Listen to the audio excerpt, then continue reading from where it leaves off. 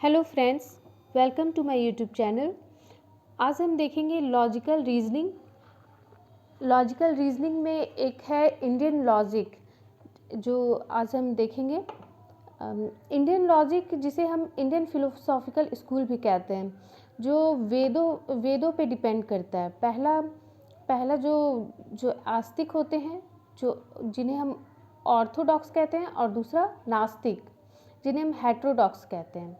जो जो जो एक्सेप्ट करते हैं वेदों को, उन्हें हम आस्तिक कहते हैं। जो वेदों को नहीं मानते, उन्हें हम हेटेरोडॉक्स कहते हैं, नास्तिक कहते हैं। तो जो वेदों को मानते हैं, उनमें वे आपके हो गए न्याय। उसमें आपके न्याय आते हैं, फिर वैशेषिका आते हैं, सांख्य, योगा, पूर्व मीमांसा, उत्तर मीमांसा। इसमें आपके 6 हैं जो वेदों के मानते हैं, और जो वेदों को नहीं मानते उन्हें हम कहते हैं, वो उसमें आपके हैं मैटेरियलिज्म, जैनिज्म, बुद्धिज्म, चरवाका और आजीविका। तो इसे हमें हमारे सिलेबस में ओनली न्याय स्कूल ऑफ थॉट हमें पढ़ना है, लेकिन हम ये हमें याद रखना होगा कि ऑर्थोडॉक्स में कौन कौन से आते हैं। न्याय स्कूल ऑफ थॉट, फिर वैशेषिका, सांख्य, योगा, पूर्व मीमांसा, उत्तर मीमांसा। और जो हेटेरोडॉक्स है उसमें मैटेरियलिज्म, जो जैन धर्म के होते हैं वो भी नहीं मानते वेदों को, जो बुद्धिज्म में होते हैं वो भी नहीं, और चरवाका और आजीविका। तो अब हम देखेंगे थ्योरी ऑफ नॉलेज। हमें न्याय स्कूल ऑफ थॉट पढ़ना है, लेकिन उससे पहले हम देखेंगे कि नॉलेज हम कहाँ से, कैसे हम नॉलेज, थ्योरी ऑफ नॉलेज क्या है, कैसे हम नॉलेज को गेन करते हैं।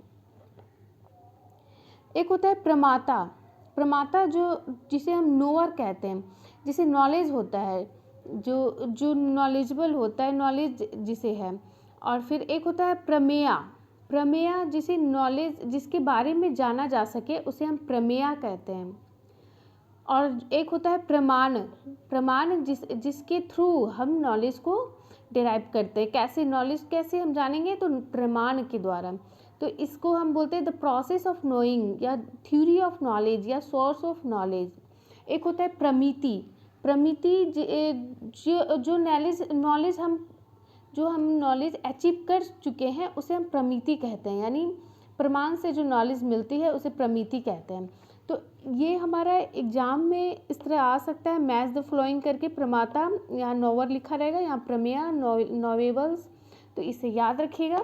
प्रमाता जो नोवर होता है, प्रमेय जिसको हम नोवेबल्स कहते हैं, और प्रमाणा जो प्रोसेस ऑफ नोइंग को प्रमाणा कहते हैं, और प्रमिति होता है the knowledge achieve by the प्रमाणा। तो ये 4 बेसिक कॉन्स्टिट्यूएंट्स हैं थ्योरी ऑफ नॉलेज के।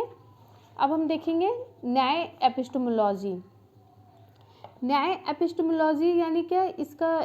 इसका मतलब होता है आपका शब्द शास्त्र, न्याय शब्द शास्त्र, जिसे हमें पढ़ना है। ये हमारा सिलेबस का पार्ट है। तो देखते हैं न्याय एपिस्टेमोलॉजी क्या है। न्याय एपिस्टेमोलॉजी दो पार्ट में है। एक है वैलिड सोर्स ऑफ नॉलेज से हमें मिलता है न्याय एपिस्टेमोलॉजी, और एक इनवैलिड सोर्स से हमें मिलता है। मतलब प्रमाण एक प्रमा हो गया, एक अप्रमा हो गया। मतलब वैलिड सोर्स से जो हमें नॉलेज मिलता है उसे हम प्रमा कहते हैं, इनवैलिड सोर्स से जो मिलता है अप्रमा। तो वैलिड सोर्स से जो मिलते हैं वो 4 हैं। परसेप्शन, जिसे हम प्रत्यक्ष कहते हैं हिंदी या संस्कृत वर्ड बोल सकते हैं। संस्कृत में प्रत्यक्ष। फिर इन्फरेंस हो गया, जिसे हम अनुमान कहते हैं। कंपैरिजन हो गया, कंपैरिजन या एनालॉजी, जिसे हम उपमान कहते हैं, संस्कृत वर्ड उपमान। वर्बल टेस्टिमनी, जिसे शब्द कहते हैं। तो ये वैलिड सोर्स ऑफ नॉलेज है, जो perception, inference, comparison, verbal testimony. कुछ होते हैं इनवैलिड सोर्स ऑफ नॉलेज आपके हो गए अनुपलब्धि, अर्थपति। ये चारों जो है ये आपके सिलेबस का पार्ट नहीं है, लेकिन ये इनवैलिड सोर्स ऑफ नॉलेज है। तो देख लेते हैं। Memory, doubt, error, hypothetical reasoning. तो हम देखेंगे अब कुछ कुछ बुक्स में आपके न्याय एपिस्टेमोलॉजी इस तरह दिया रहेगा, और कुछ बुक्स में आपको प्रमाण के ही ये 6 टाइप्स बताए गए हैं। ठीक है, ये प्रमाण जो है वो प्रमा वर्ड्स, जो ये प्रमा वर्ड्स है वो संस्कृत वर्ड्स जो प्रमा है उससे डिराइव हुआ है, जिसका मतलब होता है ट्रू नॉलेज, करेक्ट नोशन। ये वैलिड मीन्स ऑफ नॉलेज है, आप देख सकते हैं जो हमने पहले पढ़ा था, वैलिड मीन्स वैलिड सोर्स है, जिसका मतलब होता है प्रूफ, प्रमाण। तो इसे हम फिर से इसलिए लिख रहे हैं क्योंकि आपके कुछ बुक्स में आपके इस तरह भी दिए रहेंगे, प्रमाण के ही 6 टाइप्स दिए रहेंगे, जो हम वैलिड सोर्स और इनवैलिड सोर्स करके दिए हुए हैं। ये आपको 6 टाइप्स प्रमाण के भी ऐसे दिए जा सकते हैं, तो इसे याद रखिएगा। एक होता है आपका परसेप्शन, अनुमान, उपमान, शब्द, अनुपलब्धि, अर्थपति। ठीक है, ये आपका क्वेश्चन में आता है। प्रमाण जो है वो किससे, संस्कृत वर्ड से प्रमा से डिराइव हुआ है। इसका मतलब क्या होता है, ट्रू नॉलेज या करेक्ट नोशन। इसे याद रखिएगा, प्रमाण का मतलब क्या होता है, ट्रू नॉलेज या करेक्ट नोशन, और इसका मतलब प्रूफ भी होता है। वैलिड मीन्स ऑफ नॉलेज होता है ये, इसका मतलब प्रूफ भी होता है।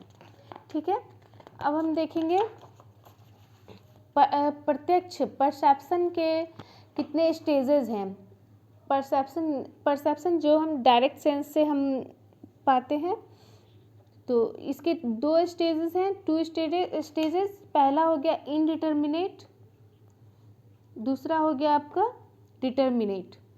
जो इनडिटर्मिनेट है उसको हम निर्विकल्प कहते हैं, और जो डिटर्मिनेट है उसे सविकल्प कहते हैं। जो इनडिटर्मिनेट है उसे हम फर्स्ट स्टेज ऑफ परसेप्शन कहते हैं, और डिटर्मिनेट को सेकंड स्टेज ऑफ परसेप्शन। मतलब इनडिटर्मिनेट जो होता है, निर्विकल्प जिसे हम कहते हैं, उसका मतलब होता है ऊपर ऊपर से नॉलेज गेन करना, मतलब ओवरव्यू लेना, किसी चीज़ का ओवरव्यू लेना। अगर हम कोई चैप्टर हम पढ़ रहे हैं, जल्दी अभी देख रहे हैं कि क्या उसमें क्या क्या टॉपिक्स हैं ये सब, तो ओवरव्यू लेते हैं। अगर हम किसी चैप्टर को डिटेल में स्टडी करते हैं तो उसे हम डेप्थ नॉलेज अगर लेते हैं तो उसे हम सविकल्प कहते हैं। तो जो निर्विकल्प होता है उसको हम बेयर सेंसेशन या सिंपल एप्रीहेंशन या डायरेक्ट सेंस कहते हैं।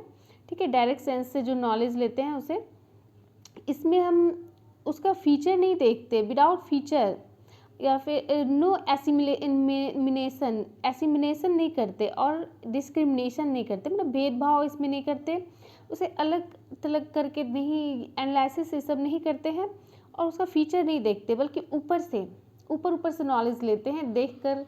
बस जैसे कोई ऑब्जेक्ट को देखकर बोले हाँ इसका कलर ये है और ये इस टाइप से दिख रहा है, इस टाइप का है ऐसे, तो इस टाइप से जो बोलते हैं विदाउट फीचर, मतलब बिना उस डेप्थ नॉलेज लिए ऊपर से जो नॉलेज गेन करना, निर्विकल्प हो गया।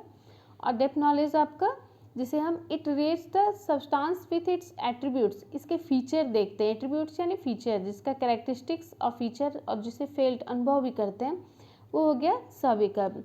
इसे हम एसिमिलेशन भी कर सकते हैं, इसका डिस्क्रिमिनेशन, भेदभाव भी कर सकते हैं।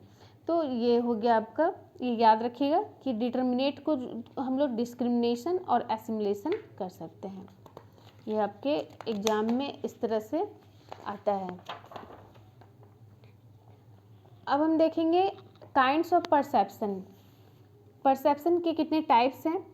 एक हो गया आपका ऑर्डिनरी, जिसे हम लौकिक और साधारण भी कहते हैं, और एक हो गया आपका अलौकिक यानी एक्स्ट्रा ऑर्डिनरी, जिसे हम, एक मिनट मैं इसे ठीक कर लूँ।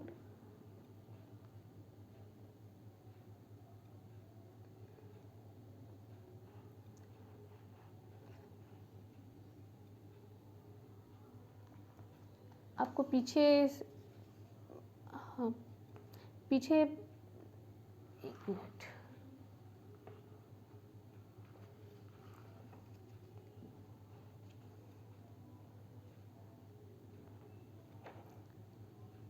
पीछे एक बार मैं फिर से बता देती हूँ। डिटर्मिनेट निर्विकल्प यानी फर्स्ट स्टेज ऑफ परसेप्शन है, जिसे हम ऊपर से नॉलेज लेते हैं। ये विदाउट फीचर और नो एसिमिनेशन और डिस्क्रिमिनेशन नहीं करते उसमें हम।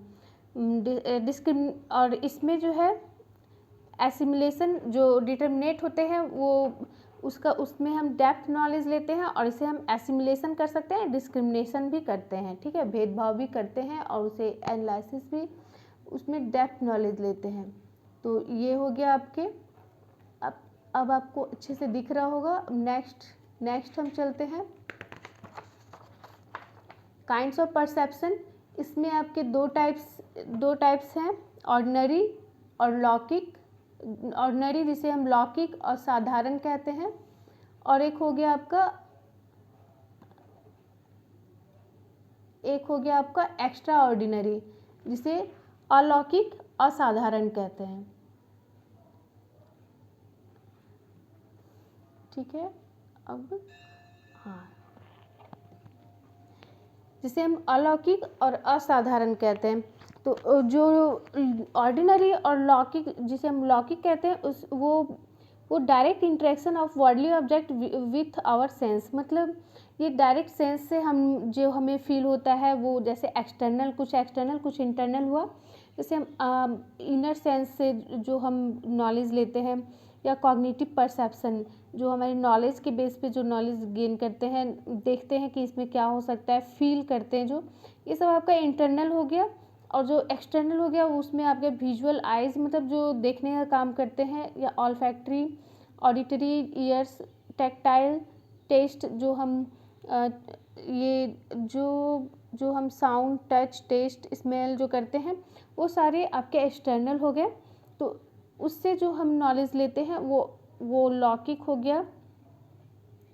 और एक होता है आपका एक्स्ट्रा ऑर्डिनरी जो बियॉन्ड डायरेक्ट कांटेक्ट, मतलब जो हमारे कांटेक्ट में नहीं होता, जैसे सामान्य लक्षणा, ज्ञान लक्षणा, योगाजा, मतलब योग जो मेडिटेशन पावर से जो हमें पावर मिलती है उसे हम योगाजा कहते हैं। और जो सामान्य लक्षण, ज्ञान लक्षण, इसमें आपका जैसे कि बियॉन्ड डायरेक्ट कांटेक्ट, मतलब जैसे भूत हो गया जो हमें दिखता नहीं है, हमारे पांचों सेंस के से हमें नहीं पता चलता, ये हम महसूस कर सकते हैं। महसूस एक्चुअली ऐसा होता नहीं है, लेकिन बहुत लोग कहते हैं ना भूत होते हैं, तो आप महसूस करते हैं। तो उस टाइप से, मतलब जो बियॉन्ड डायरेक्ट कांटेक्ट हो, या भगवान जी को जिसे जो गॉड को महसूस करते हैं, तो वो हो गया आपका, इसमें आ जाता है सामान्य लक्षण, ज्ञान लक्षण में। तो और या फिर जो बहुत साधु जो होते हैं, वो लोग ज्ञानी पुरुष जो होते हैं, तो वो लोग वैसे लोगों को हम कहेंगे बियॉन्ड डायरेक्ट कांटेक्ट, जो एक्स्ट्रा ऑर्डिनरी में आते हैं, सामान्य लक्षण, ज्ञान लक्षण में, ठीक है। अब हम देखेंगे उपमान। उपमान क्या होता है? पहले ये हो गया आपका फर्स्ट नॉलेज होता है आपका परसेप्शन, और जो फर्स्ट काइंड ऑफ नॉलेज, और सेकेंड काइंड ऑफ नॉलेज आपका होता है अनुमान। लेकिन अनुमान को हम लास्ट में पढ़ेंगे क्योंकि वो थोड़ा बड़ा टॉपिक है और उसे अच्छे से करना है। तो हम देखेंगे थर्ड टॉपिक क्या है आपका, उपमान। उपमान यानी कंपैरिजन। उपमान को कंपैरिजन, एनालॉजी भी कहते हैं उसे। तो जैसे कि हम एग्जाम्पल के थ्रू बता सकते हैं कि नील गाय की तरह दिखती है, तो इसमें हम क्या कर रहे हैं, कंपैरिजन कर रहे हैं कि नील गाय जो है वो गाय की तरह दिखती है, गाय नहीं होती लेकिन गाय की तरह दिखती है। तो ये हो गया आपका, कंपैरिजन कर रहे हैं इसमें। और फिर नेक्स्ट हम चलते हैं शब्द, ये फोर्थ नॉलेज, शब्द हो गया आपका। शब्द में इसमें आपका एक ऑब्जेक्ट से दूसरे ऑब्जेक्ट का कंपेयर करते हैं, और इसमें शब्द, अब आपका देखते हैं शब्द हो गया वर्बल टेस्टिमनी। इसमें क्या होता है, जैसे टीचर ने बोला हमने समझा, इसे शब्द बोलते हैं। मतलब teacher, statement of trustworthy person, मतलब जो ट्रस्टवर्थी पर्सन जो बोले वो हो गया आपका शब्द, जिसको हम अप्ट वाक्य बोलते हैं। अप्ट यानी होता है ट्रूथ, और वाक्य यानी शब्द, मतलब सच वाक्य, सही वाक्य जो होते हैं। तो ये इसमें आपका क्या होता है, इसमें आपके मतलब testimony is two kind. Verbal testimony में टेस्टिमनी जो होता है वो दो तरह के होते हैं। वैदिका टेस्टिमनी जो जैसे कि जो एकदम ट्रुथ है, यानी वेदों के जो वर्ड्स हो गए या फिर गॉड के द्वारा बोला गया कुछ वर्ड्स, तो वो ट्रुथ है जिसे हम बदल नहीं सकते। ये हो गया क्या, वैदिका टेस्टिमनी। एक होता है सेकुलर टेस्टिमनी। सेकुलर टेस्टिमनी क्या होता है, सेकुलर टेस्टिमनी में आपकी जो कुछ जो ट्रस्टवर्थी पर्सन बोले तो भरोसा करेंगे, अगर कोई और अदर व्यक्ति बोले तो भरोसा नहीं करेंगे।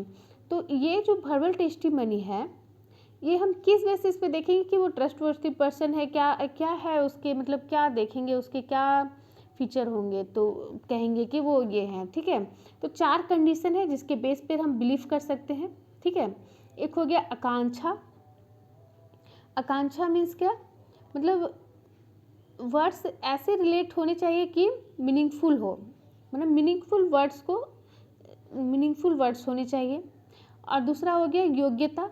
योग्यता यानी कि वर्ड्स आपस में कॉन्ट्राडिक्ट ना करें। ठीक है, वर्ड्स आपस में कॉन्ट्राडिक्ट ना करें, तब हम उस पर बिलीव कर सकते हैं। फिर सनिधि हो गया। सनिधि यानी लॉन्ग इंटरवल ना हो, वर्ड्स जो सेंटेंस हो, सेंटेंस के बीच लॉन्ग इंटरवल ना हो। आप रुक रुक के, बहुत ज़्यादा रुक रुक कर बोलेंगे तो आपके सेंटेंस समझ में नहीं आएंगे ज़्यादातर, तो वो आपके मीनिंगफुल नहीं बन पाएंगे। इसलिए और हमें लॉन्ग इंटरवल नहीं होना चाहिए शब्द में। और हो गया एक तात्पर्य। तात्पर्य यानी क्या, मतलब ये क्लियर एंड, मतलब कि कॉन्टेक्स्ट जो है वो क्लियर होना चाहिए और इम्पॉर्टेंट वर्ड्स होने चाहिए उसमें, मतलब जिस पर्पज़ के लिए वर्ड्स को यूज़ कर रहे हैं वो वर्ड्स वैसे ही उसी पर्पज़ के होने चाहिए। ठीक है, तो ये हो गया तात्पर्य। तो इन 4 कंडीशन के बेस पर हम बिलीव कर सकते हैं कि हम ट्रस्टवर्थी पर्सन उसे कहेंगे और उस पर बिलीव कर सकते हैं उस व्यक्ति पे। ठीक है, तो ये हो गया हमारे क्या ये हो गया हमारे शब्द, वर्बल टेस्टिमनी। ठीक है, उपमान में कंपैरिजन करते हैं। शब्द में हम जो ट्रस्टवर्थी पर्सन का बात मानेंगे, मतलब उस पर भरोसा करेंगे। और इसमें 2 तरह के, वैदिका और सेकुलर। वैदिका जो वेदों में जो ट्रूथ है एकदम, और सेकुलर जिसमें ट्रस्टवर्थी पर्सन आ गए जिस पे भरोसा करेंगे, जो ट्रस्टवर्थी नहीं है तो मतलब जो दूसरे व्यक्ति बोलेंगे तो उस पर भरोसा नहीं करेंगे। इसके 4 कंडीशन है, आकांक्षा, योग्यता, सनिधि, तात्पर्य। अब हम देखेंगे 5th, अर्थपति। अर्थपति क्या होता है आपका, अर्थपति यानी इम्प्लीकेशन। ठीक है, अर्थपति मीन्स होता है कॉमन नॉलेज, और इम्प्लीकेशन यानी गेस वर्क। ठीक है, तो इसमें हम क्या करते हैं, इमेजिनेशन करते हैं। ठीक है, इमेजिनेशन, सपोज करते हैं। सपोज कि ऐसा, या नॉलेज को, ये इसमें क्या होता है, नॉलेज को बेस बनाकर एजम्पशन बनाते हैं। ठीक है, सपोज करते हैं, इमेजिनेशन करते हैं, या नॉलेज को बेस बनाकर हम एजम्पशन बनाते हैं। मतलब इसमें हम अगर जैसे कि हम बोलते हैं कि हाँ ये लड़का ना बाहर पढ़ा है, ज़रूर ये नशा करता होगा, शराब पीता होगा, तो ऐसा हम क्यों कह रहे हैं, मतलब जनरली ऐसा देखते हैं कि ऐसा होता है तो हम ऐसा गेस कर लिए। ठीक है, लेकिन ये ज़रूरी नहीं है कि सच हो, है ना। तो ये होता है क्या, नॉलेज के बेस बनाकर एजम्पशन बना लिए हम। तो इसमें हम प्रायर एक्सपीरियंस के बेस पर गेस भी करते हैं, इसलिए गेस वर्क हो गया। मतलब पहले जो एक्सपीरियंस किए हैं कि हाँ ऐसा होता है जब आपके बादल काले काले बादल छाते हैं तो मीन्स पानी पड़ेगा, ऐसा मतलब हमने क्या एक्सपीरियंस किया है, तो उस बेसिस पे गेस कर लिया कि अब पानी पड़ेगा, काले बादल हैं तो पानी पड़ेगा। तो ये चीज़ हो गया आपका अर्थपति, इम्प्लीकेशन। ठीक है, नॉलेज के बेस बनाकर एजम्पशन बनाते हैं, इसमें इमेजिनेशन करते हैं, सपोजिशन करते हैं, आपका ये एक्सपीरियंस मतलब गेस वर्क करते हैं। ठीक है, ये ठीक है, समझ गए अर्थपति। अब हम देखेंगे अनुपलब्धि। अनुपलब्धि क्या होता है, अनुपलब्धि यानी नॉन एप्रीहेंशन। मतलब नॉन एप्रीहेंशन मीन्स क्या, अनु मीन्स होता है नॉन, अवेलेबिलिटी यानी उपलब्धि यानी अवेलेबिलिटी। तो जो अगर कोई चीज़ अवेलेबल ना हो, किसी चीज़ के ना होने से जो नॉलेज मिलती है तो उसे हम अनुपलब्धि कहते हैं। ठीक है, anupalabdhi, it is the immediate knowledge of the non existence of an object. Only यही एक सोर्स है, जितने जितने हमने पढ़ा उसमें से यही एक सोर्स ऑफ नॉलेज है जिसमें नेगेटिव से नॉलेज मिलती है। मतलब बाकी सब में पॉजिटिविटी से नॉलेज मिल रहा था, मतलब कि, और इसमें आपके नहीं उपलब्ध होने से मतलब नेगेटिविटी से नॉलेज मिल रही है हमें। जैसे कि हम कहते हैं कि क्लास में शोर हो रहा है, तो बोल सकते हैं कि क्लास में टीचर अवेलेबल नहीं है इसलिए शोर हो रहा है। ठीक है, यानी किसी चीज़ के ना होने से जो नॉलेज मिलती है उसे हम अनुपलब्धि कहते हैं। ठीक है, ठीक है, अब ये हमारा पूरा हो गया। अब देखते हैं जो मेरा बचा हुआ था second knowledge, second kind of knowledge, अनुमान। ठीक है, अब हम अनुमान के बारे में देखेंगे, अनुमान क्या होता है। तो अनुमान जो है आपका सेकेंड काइंड ऑफ नॉलेज है। ठीक है, और एक नॉलेज, इसमें क्या करते हैं, एक नॉलेज के बेस पर दूसरा नॉलेज गेन करते हैं इसमें हम, और इसमें हम कॉज एंड इफेक्ट रिलेशन बनाते हैं। ठीक है, जैसे, और इसमें क्या करते हैं हम, प्रपोजिशन के बेस पर नॉलेज गेन करना। जैसे कि प्रॉमिस 1 है जो कि ट्रू है, प्रॉमिस 2 है वो भी ट्रू है, तो कंक्लूजन भी 100% ट्रू होगा। तो ये हो गया प्रपोजिशन के बेस पे हम नॉलेज, कंक्लूजन जो है वो हम बनाए जो कि 100% ट्रू होगा। ठीक है, और इसमें क्या होता है आपका, इसमें आपका एक नॉलेज को गेन करने के लिए एक दूसरे नॉलेज की सहायता लेते हैं, जिसको हम आगे हम देखेंगे। एक नॉलेज इस जिसको हम कि हेतु भी कहते हैं, हेतु और लिंगा भी कहते हैं। ठीक है, जैसे कि एग्जाम्पल में हम देख सकते हैं, क्लाउड है, क्लाउड है तो रेन भी होगा, इसका इफेक्ट कॉज क्लाउड है। ठीक है, क्लाउड बादल छाया हुआ है, मतलब इफेक्ट इसका क्या होगा, रेन होगा। तो ये क्लाउड जो है वो क्या, लिंगा है, मतलब ये हेतु का काम कर रहा है। हेतु जिसे हम ये लिंगा, जिसको हम हेतु भी कहेंगे, रीजन भी कह सकते हैं, प्रोबेन भी कह सकते हैं। ठीक है, तब ये रीजन है क्लाउड, इसके कारण क्या होगा, लिंगी, प्रोबेंडम, इसको हम रेन इफेक्ट जो है इसको हम प्रोबेंडम भी कहते हैं, इसे याद रखिएगा, इफेक्ट जिसको हम लिंगी भी कहते हैं, प्रोबेंडम भी कहते हैं। ठीक है, तो अगर क्लाउड है तो रेन होगा, तो क्लाउड जो है ये हमारा हेतु, रीजन, प्रोबेन का काम करता है। ये हेतु भी, तीनों एक ही चीज़ है आपका, हेतु भी कह सकते हैं, रीजन का भी काम करता है, प्रोबेन भी कहेंगे, और ये इसको हम लिंगा कहते हैं, कॉज जो लिंगा हो गया। ठीक है, हेतु को हम लोग क्या कहते हैं, लिंगा, रीजन जो कि रीजन भी बता रहा है इसमें, प्रोबेन का भी काम कर रहा है, और लिंगी क्या हो गया आपका, प्रोबेंडम, इफेक्ट जो हो गया लिंगी हो गया।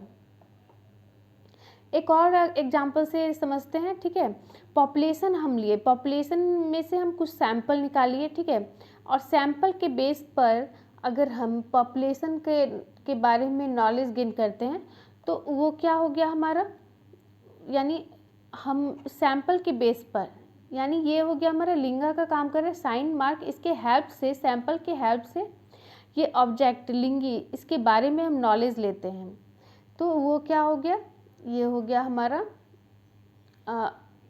अनुमान, इन्फ्रेंस निकालना, रिजल्ट निकालना, मतलब सैंपल के बेस पर पॉपुलेशन का नॉलेज गेन करना, ये हो गया आपका अनुमान। ठीक है, समझ में आ गया अनुमान, ये याद रखिएगा। लिंगा हेतु को कहते हैं, लिंगा, इसको लिंगा प्रोबेन हो गया, कॉज हो गया, ये सारे इसमें हो गए, और इफेक्ट जो हो गया लिंगी, प्रोबेंडम जिसे कहेंगे। अब हम देखेंगे क्लासिफिकेशन ऑफ अनुमान, क्लासिफिकेशन कैसे कैसे इसका किया गया है। देखिए, एक होता है साइकोलॉजिकल क्लासिफिकेशन, एक होता है नेचर ऑफ व्याप्ति, एक होता है बेस्ड ऑन इंडक्शन। जो साइकोलॉजिकल क्लासिफिकेशन है उसमें आपके आते हैं स्वार्थ अनुमान, एक होता है प्रार्थ। तो जो स्वार्थ अनुमान है उसको हम क्या कहते हैं, जब आप अपने बारे में सोचते हैं तो उसको स्वार्थ कहते हैं, और प्रार्थ जब दूसरों के बारे में सोचते हैं या दूसरों को कन्विंस करने के लिए जो करते हैं तो उसे हम प्रार्थ कहते हैं। ठीक है, नेचर ऑफ व्याप्ति, इसमें आपका आ जाता है पूर्वावत, शेषवावत और सामान्यतो दृष्टा। जो पूर्वावत इन्फ्रेंस जो होता है उसमें क्या होता है आपका, इसमें पहले काउज फिर इफेक्ट की बात करते हैं, ठीक है। पहले कारण आएगा, काउज होगा, फिर उसका इफेक्ट होगा, ठीक है। जैसे कि वही जो क्लाउड एंड रेन का काउज था क्लाउड, उसका इफेक्ट क्या हुआ, रेन हुआ। ये क्या हो जाएगा आपका, ये हो गया पूर्वावत, पहले काउज फिर इफेक्ट। शेषवावत में क्या होगा, शेषवावत में आपका हो जाता है, शेषवावत में आप पहले इफेक्ट होगा फिर काउज, काउज बाद में होगा, ठीक है।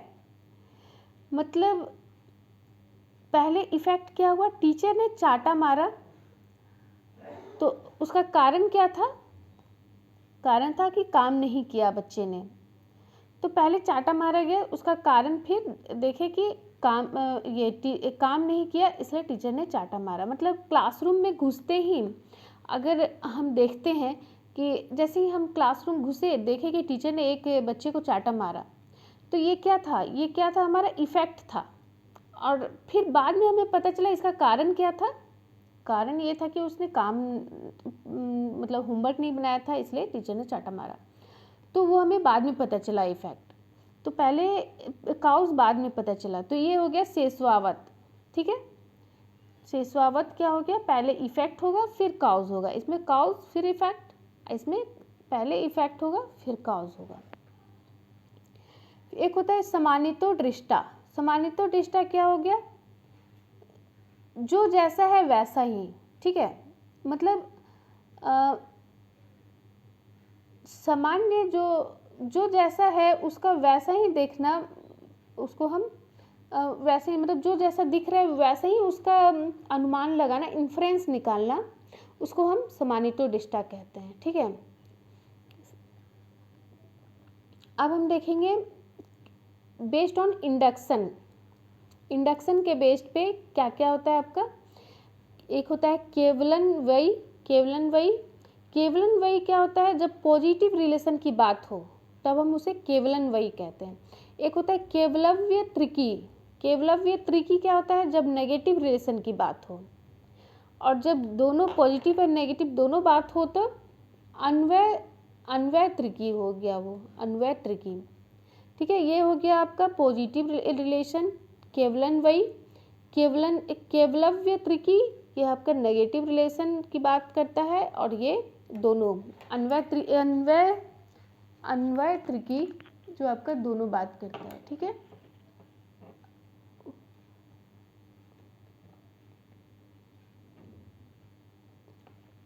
ठीक है, अब नेक्स्ट चलते हैं आपका काइंड्स ऑफ अनुमान। काइंड्स ऑफ अनुमान में क्या क्या हो गया आपके, काइंड्स ऑफ अनुमान में आपके हो गया, एक हो गया साध्य, दूसरा पक्ष, तीसरा हेतु, चौथा आपका व्याप्ति और हेत्वाभास। 5 है आपके काइंड। पहले 3 को जान लेते हैं, ठीक है। तो देखते हैं क्या होता है काइंड्स ऑफ अनुमान।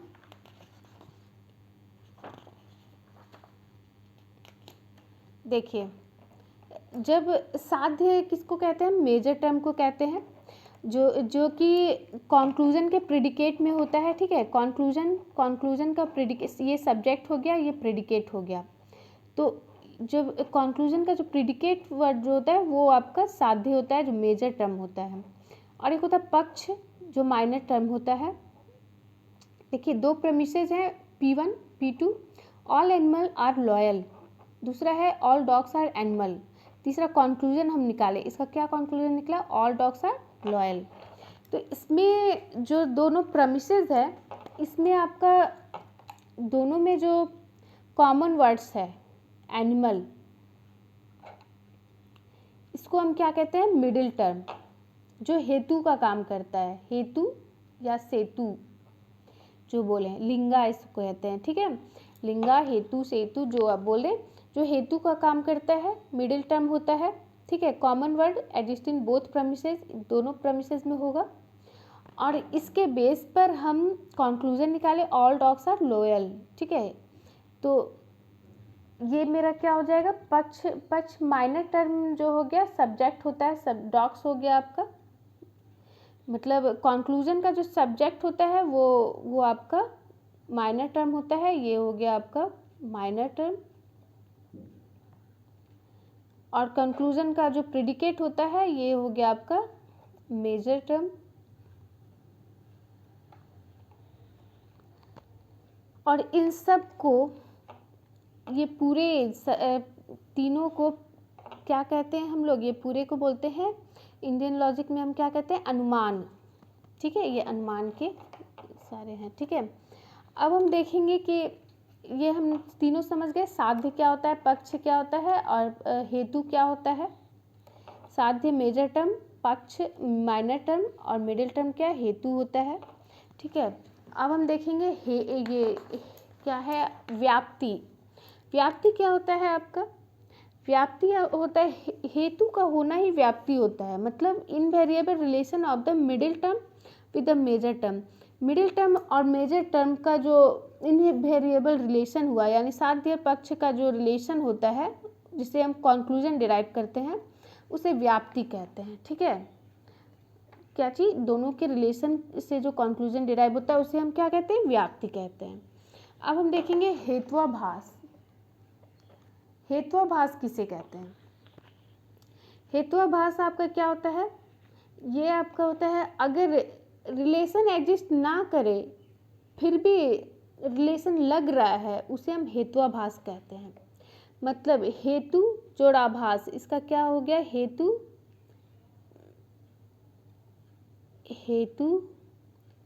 जोड़ आभास,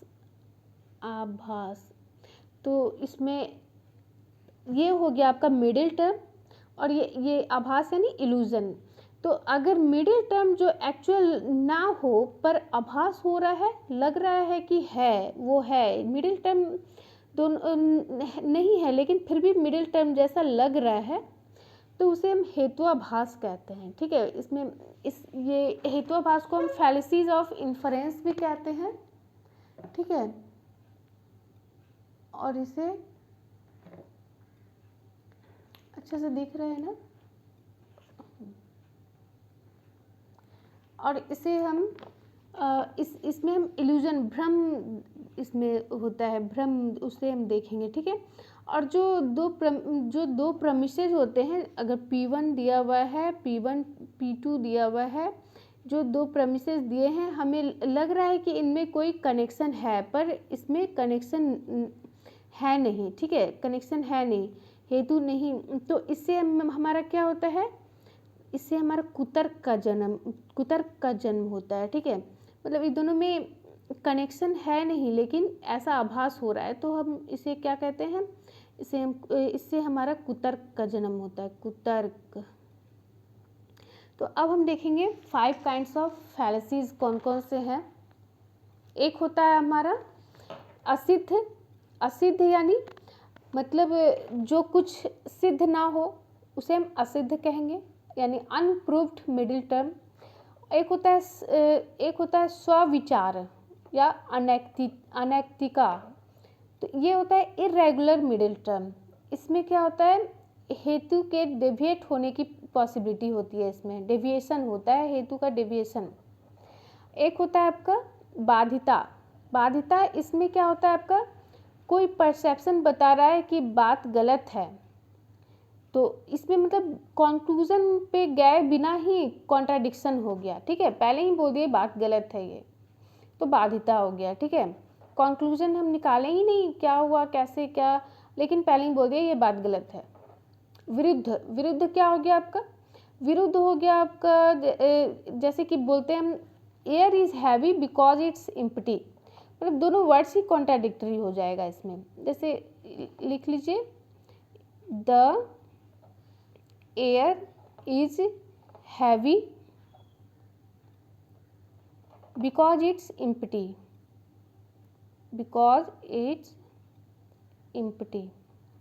मतलब दोनों वर्ड ही कॉन्ट्राडिक्टरी हो गया आपका। एयर हैवी होता है क्या, और इसलिए वो अगर हैवी है इसलिए एम्प्टी है, तो ये दोनों वर्ड्स ही कॉन्ट्राडिक्टरी हो गया आपका, तो ये हो गया विरुद्ध। एक होता है सत प्रतिपक्ष। इसमें क्या होता है, when there are two contradictory middle term are available, अगर दो कॉन्ट्राडिक्टरी मिडिल टर्म है तो उसे सत प्रतिपक्ष कहते हैं। ठीक है, तो ये पांचों फैलेसीज हैं जो आपको याद रखने हैं।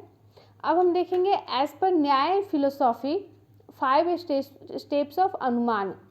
कौन कौन से हैं 5 स्टेप्स ऑफ अनुमान? न्याय फिलोसॉफी के अनुसार, न्याय स्कूल्स ऑफ थॉट के अनुसार क्या होगा आपके 5 स्टेप्स ऑफ अनुमान? एक होता है प्रतिजना। प्रतिजना यानी क्या? इसमें हम हाइपोथेसिस करते हैं, हाइपोथेसिस इसमें लिख सकते हैं, हाइपोथेसिस सेट करते हैं प्रतिजना।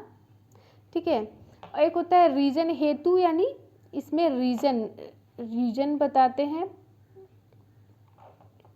और इसमें उदाहरण, ये क्या हो गया आपका? एग्जाम्पल हो गया, एग्जाम्पल हम देंगे इसमें।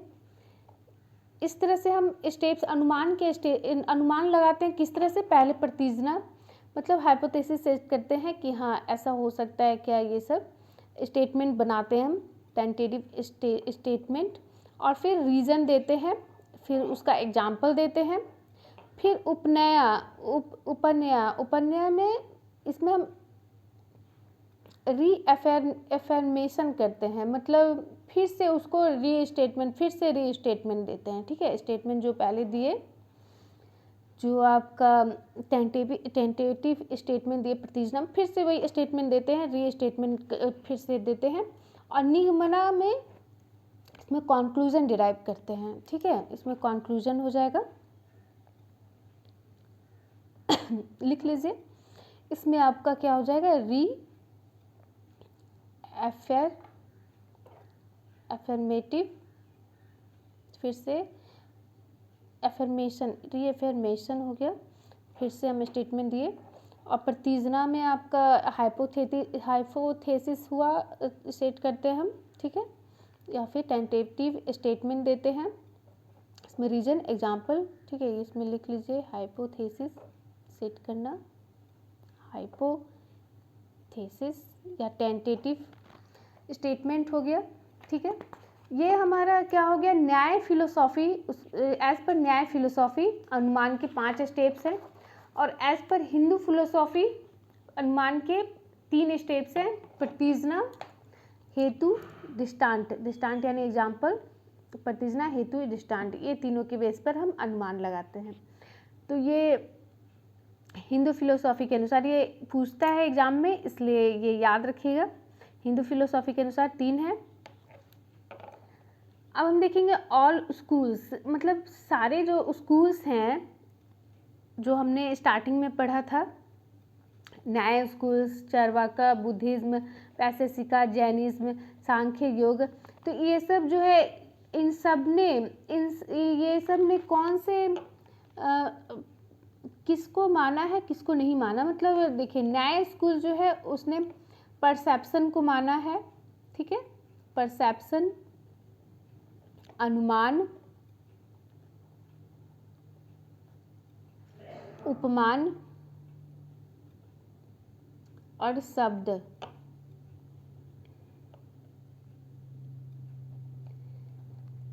न्याय स्कूल ने चार को माना है, परसेप्शन को, अनुमान को, उपमान को, शब्द को। और चरवाका ने सिर्फ परसेप्शन को माना है। परसेप्शन को एक्चुअली सबने माना है। ठीक है, परसेप्शन को चरवाका ने परसेप्शन को माना है सिर्फ। और बुद्धिज्म और वैशेषिका, ये दोनों ने परसेप्शन और अनुमान दोनों को माना है। परसेप्शन एंड अनुमान, इन दोनों को, वैशेषिका ने भी परसेप्शन, अनुमान दोनों को माना है। जैनिज्म ने आपका, जैनिज्म, सांख्य और योग, ये तीनों ने परसेप्शन, अनुमान और शब्द तीनों को माना है। परसेप्शन को भी, अनुमान को भी और शब्द तीनों को माना है। ठीक है, सांख्य भी तीनों को माना है, परसेप्शन, अनुमान और शब्द। योग भी जो है, योगा, ये भी तीनों को माना है। ये आपके, आप सोच रहे हैं ये क्या है स्कूल? देखिए, आप स्टार्टिंग में हमने देखा था, स्टार्टिंग कहाँ है, हाँ, ये जो है आपके ऑर्थोडॉक्स, इसमें कौन कौन से आते हैं? Nyaya school of thought, Vaisheshika school of thought, Sankhya Yoga, ये सब जो है पूर्व मीमांसा, उत्तर मीमांसा, मेटेरियलिज्म, जैनिज्म, बुद्धिज्म, चरवाका, आजीविका। तो इन सब ने क्या क्या न्याय में आपने पढ़ा है? न्याय हमने सिर्फ पढ़ा है और सब हमारे सिलेबस का पार्ट नहीं है। तो न्याय में हमने देखा था क्या कि ये परसेप्शन, अनुमान, उपमान और शब्द तीनों चारों को माना है इन्होंने, और न्याय स्कूल थॉट ने माना है। फिर चरवाका ने परसेप्शन को सिर्फ माना है। अब बुद्धिज्म ने परसेप्शन, अनुमान दोनों को। फिर से जैनिज्म ने, वैशेषिका ने भी परसेप्शन और अनुमान, जैनिज्म ने तीनों को माना है, परसेप्शन, अनुमान, शब्द। सांख्य, योग, ये भी तीनों को माने हैं। और जो पूर्व मीमांसा और उत्तर मीमांसा है, ये 6 स्कूल ऑफ थॉट जो है वो सारे को माना है। ठीक है, 6 स्कूल्स ऑफ थॉट सारे को।